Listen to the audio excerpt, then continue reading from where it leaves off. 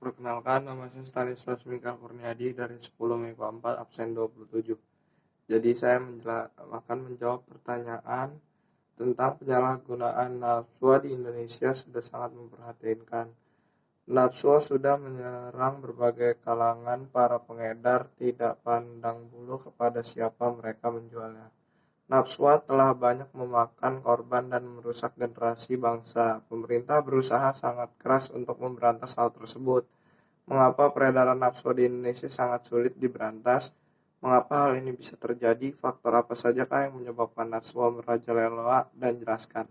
Jadi di video ini saya akan menjawab pertanyaan tersebut.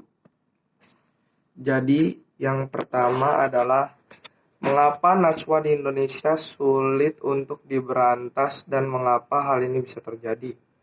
Hal itu dijelaskan karena sebagian besar bandar di luar negeri tidak berhubungan langsung dengan para kurir. Jadi kurir tidak tahu barang apa yang ada di dalam paket tersebut.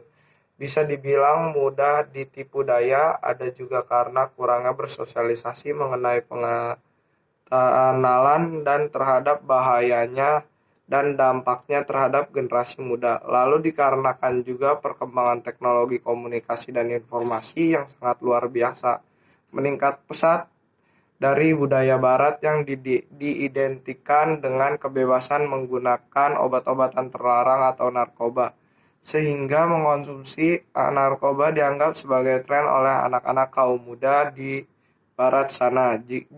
Jadi bagaimana agar peredaran gelap narkoba dapat diberantas atau diselidiki dan dikurangi penyebab dan diperkecil juga khususnya di kalangan generasi muda?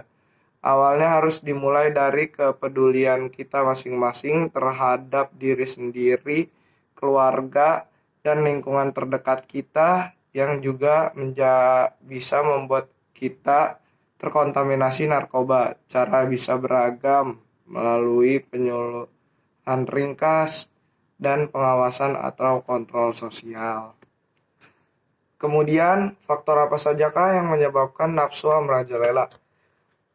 Faktor itu terdiri dari beberapa banyak faktor. Yang pertama adalah penyebab diri sendiri atau kemauan dari diri kita sendiri.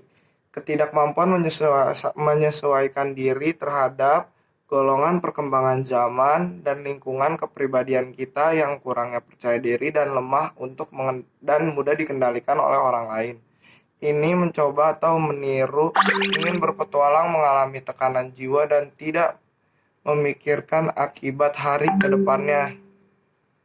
Kemudian penyebab yang kedua adalah penyebabnya bersumber dari keluarga atau orang tua atau salah satu dari keluarga kita pengguna narkoba juga, dan tidak mendapatkan perhatian dari kasih sayang orang tua karena tidak harmonis, tidak ada komunikasi yang terbuka antara kita dan keluarga.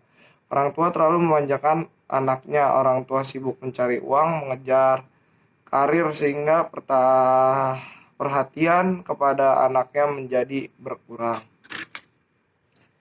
Yang terakhir adalah penyebab dari teman atau kelompok, adanya satu dan beberapa kelompok yang menjadi pengguna lainnya. Narkoba adanya ajakan dan rayuan dari seorang teman atau sahabat atau teman kelompok untuk menggunakan obat-obatan tersebut, dan kita tidak mampu menyaring atau merubah diri kita agar menolak obat-obatan yang ingin diberikan tersebut. Dan yang terakhir adalah penyebab yang bersumber dari lingkungan masyarakat yang tak acuh dan tidak peduli, longgarnya pengawasan sosial, masyarakat sulit mencari pekerjaan, penegakan hukum lemah, kebanyakan pelanggaran hukum, kemiskinan, dan pergaulan yang tidak tinggi menurunkan moralitas masyarakat. Banyaknya pengedar narkoba yang mencari konsumen, banyaknya pengguna narkoba di sekitar tempat tinggal kita, dan banyak juga yang menjadi sasaran dari bandar-bandar besar melalui kurir-kurir.